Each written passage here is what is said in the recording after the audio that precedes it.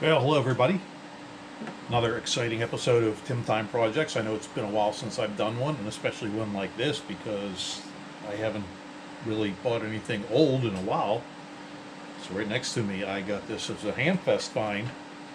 It is a Heathkit capacitor checker.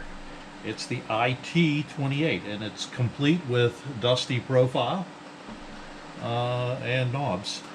I haven't taken it apart yet. You can see it's still kind of wrapped the way well, you can't see, but I mean, that's the way I got it. It was wrapped. I haven't touched it. And it looks like it's in really nice shape.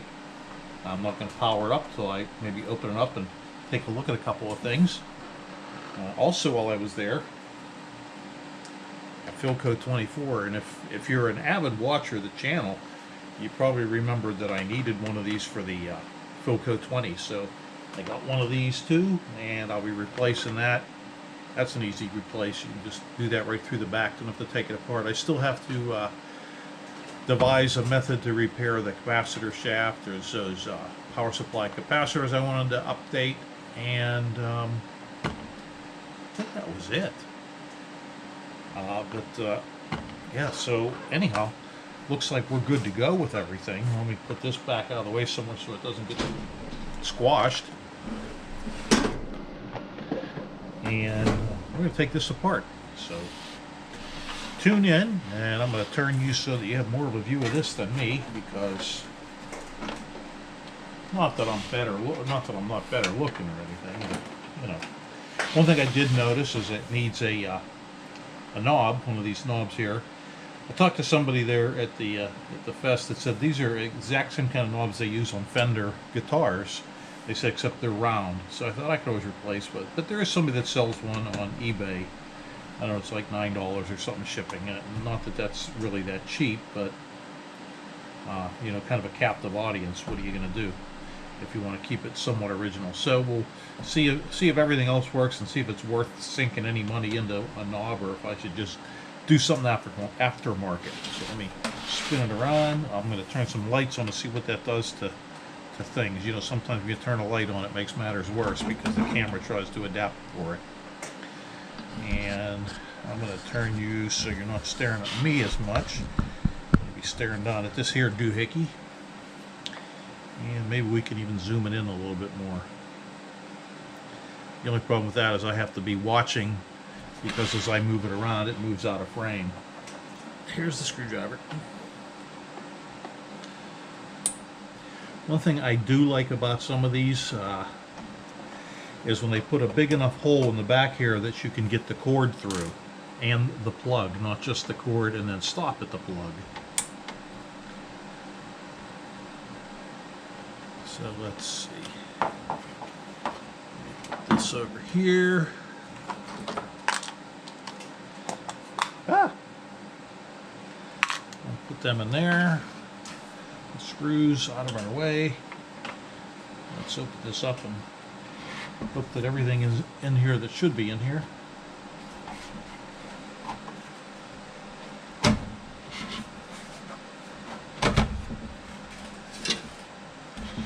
The cord, it feels a little bit not dry rot, but a little bit rough.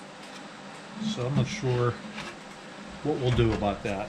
I like it because it's a nice three-prong cord. It's a nice shape, not broken or cracked anywhere. But it's not real pliable, and I don't know if it ever was actually real pliable.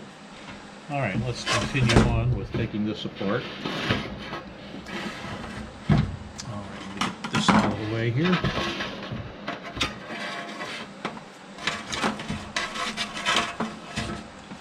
So it's got a couple of vacuum tubes, as you can see. This, you can go away here. You can go over there. We'll spin it around. Got a 6E5I tube, like the Magic Eye looking tube. I don't know what that is. There's a 6BN8. I see some wax capacitors down in there. And that looks like a power supply cap right there. And here's the big power supply caps that we'll want to check I doubt this has been plugged in any recent days. But since a lot of times these are kits, we'll take a look at everything, solder joints. And I know actually it's pretty easy to miss a solder joint when you're doing these things. Get really excited and a little bit ahead of yourself, or just don't have your glasses on. Alright. It's got the, looks like it has all the Allen Bradley, the squared off resistors. Oh, you didn't see this is this tube here.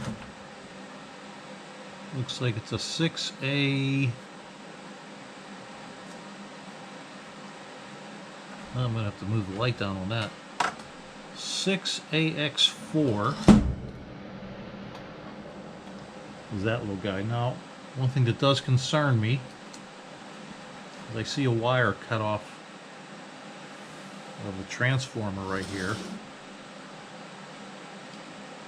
but that might have just been something, you know, part of the kit. That transformer was a fits-all, and let's see what the fuse is in here. Oh, come on out, fuse. Oh, a little bit tough. My friend Art's looking for a fuse holder. I don't want him to see this one. He'll sneak over here and take it out. All right, what do we have here? 1/2 an amp, and I think that's, I was looking at a schematic of this and I believe that's what they call for, so that kind of is a good thing. So let me just, this here,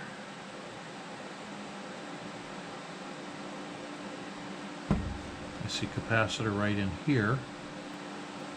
I don't know if you can see that in there. Try and turn it so you can see. I'm going to turn this camera even more this way. And who cares? I'll work and so that I'm uncomfortable. Who cares about me? I'll just work and you can at least see everything. Yeah, this little guy here. So let's see what that is. Where does that go to?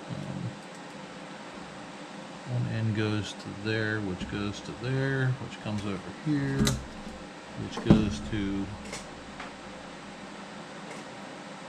power factor. That's interesting. And then over to external standard.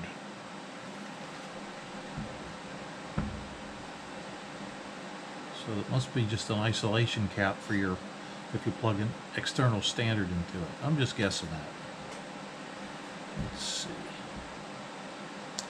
There we do have some safety caps down here. You can see them right here. There's two of them right there.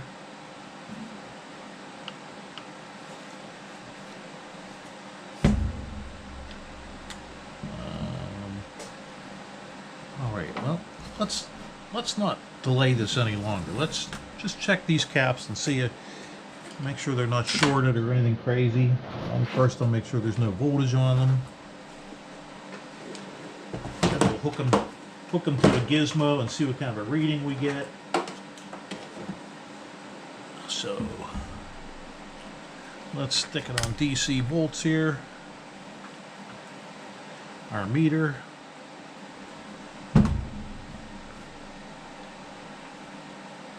Move this back up out of our way a good amount. And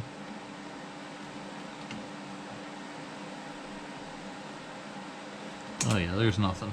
It's not even thinking about budging.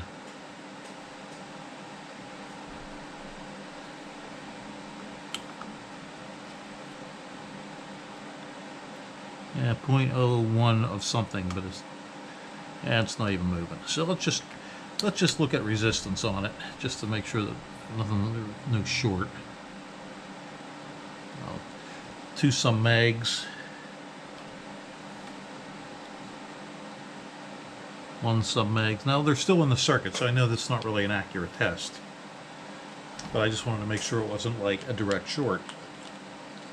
So now that we did that, there's supposed to be 40 microfarad. And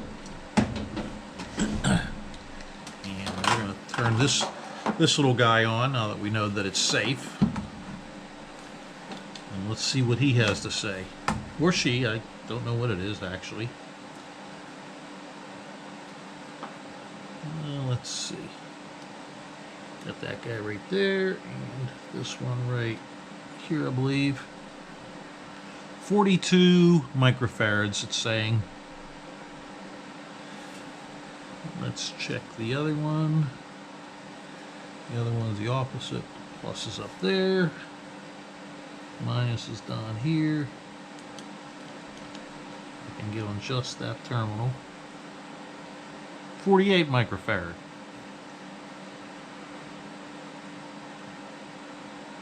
All right.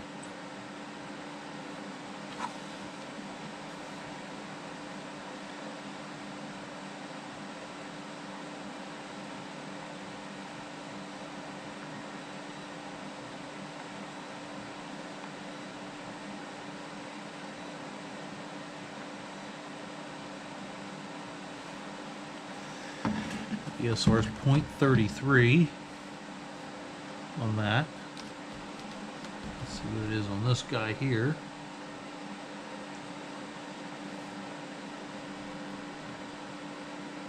.33. So they're both the same.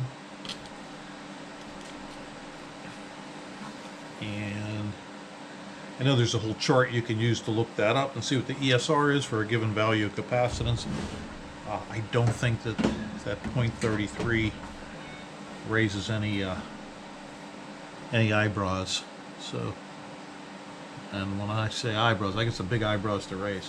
So what I'm going to do now is I'm going to get our variac and we'll hook it to the variac and we'll see what happens when we put some power to this thing. Let me turn it on. I have never messed around with one of these, and I know they're capable of putting out some pretty good voltage, so I'm not really going to do too much messing around. Once I know that it works, I'll look into what capacitors we have to change, any of the paper ones and the power supply ones, and I'll either round those up or order them if I need to. And let's see, here's the AC on. External generator, I'll leave it at internal, I guess. Put that discharge. I don't know if that matters. What kind of cap? I don't think that really matters all that much. This is the voltage. I'm going to leave it on at minimum. I don't want to generate too much voltage. Power factor. Again, I don't really know what we need that for. This is the range. I'll leave it right where it's at. It's at, looks like 0.0001. So let's just leave that there. Let me go get set up with my my variac, and I'll be right back. Yak. Alrighty, so I have the variac and dim bulb tester here on the floor, and we'll try to see. I have it set so it limits it through the light bulbs. I'll turn the power on. This guy, AC power, is already on. I'm going to start to bring it up and we'll see what happens. You don't really get much on this till you get to about 70.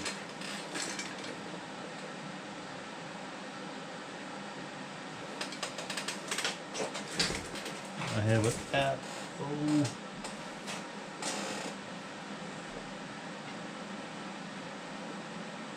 there's 50. Now I'm going to see if the tubes are illuminating. I touch it with the back of my hand. I can see a tube illuminating there and there. I can't see anything from this guy yet. I'm going to turn this light off because you might get a little bit more noticeability. See how I made that work? Alright, you can still see the dim bulbs. There's nothing lighting up yet. Up 70's showing me some voltage now. It came on and went off. You can see this is actually, can you see the green illuminating in there?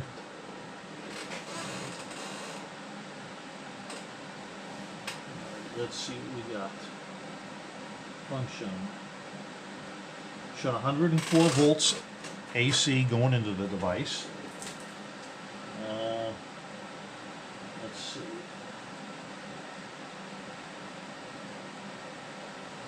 Amps would be, let's see, 25 milliamps, which that sounds kind of about doable. 0.024, so to make that from amps to milliamps, you'd move the decimal over 3 times. And 23, 24, somewhere in that area. So that sounds about right. No, making sure I wasn't getting electrocuted. All right. So what I want to just check is the voltage at those caps to make sure that I have some DC rectified voltage at these caps. And just about anything will be acceptable.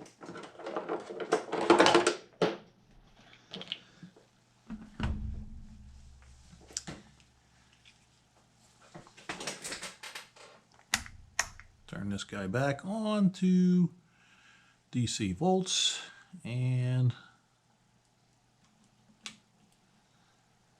put a lead there and a lead there.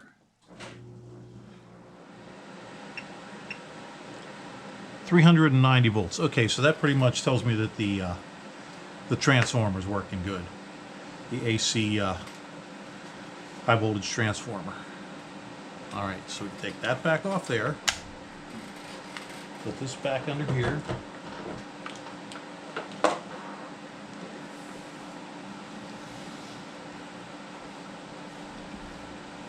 And then you can see right there, that's lit up. Let's see what kind of voltage we have here again.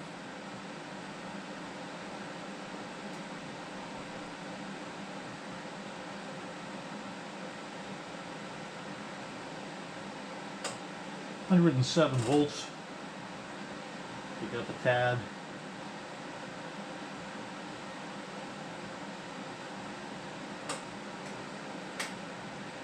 $112, $113. All right, let's just see.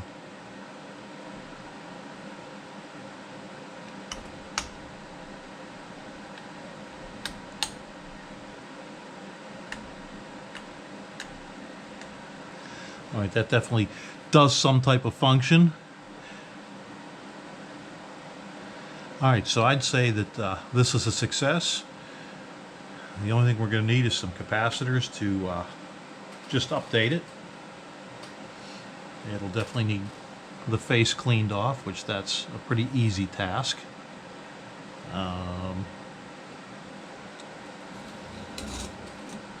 Like I said, the cord, I think I'm going to stay with it. It's not brittle or dry rub. It's not real pliable. I don't know if it's supposed to be like this or not.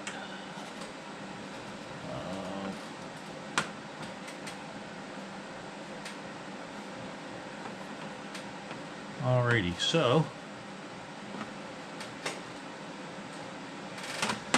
I'll make my parts list and we will go on and get the parts, and then that'll be part 2. But for part 1, nice short video, and it was basically making sure it works.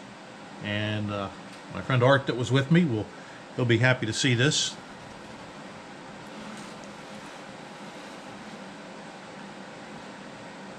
Just looking around if there's anything else that we need to address while we are in here. It's got the fuse holder built into it. I don't have to do that. It's got safety capacitors. I may end up changing those out because they take pretty abuse, but I'll need the X, you know, the one that goes across both common and hot, or line and common, whatever you want to call it. Looks like in here I'll need I'm saying these so I can get it off the video. 2.01 microfarad at 200 volts. This guy here, it looks like a Sprague. It's probably fine. I can check it and see. That is 0.5 at 200 volts, looks like.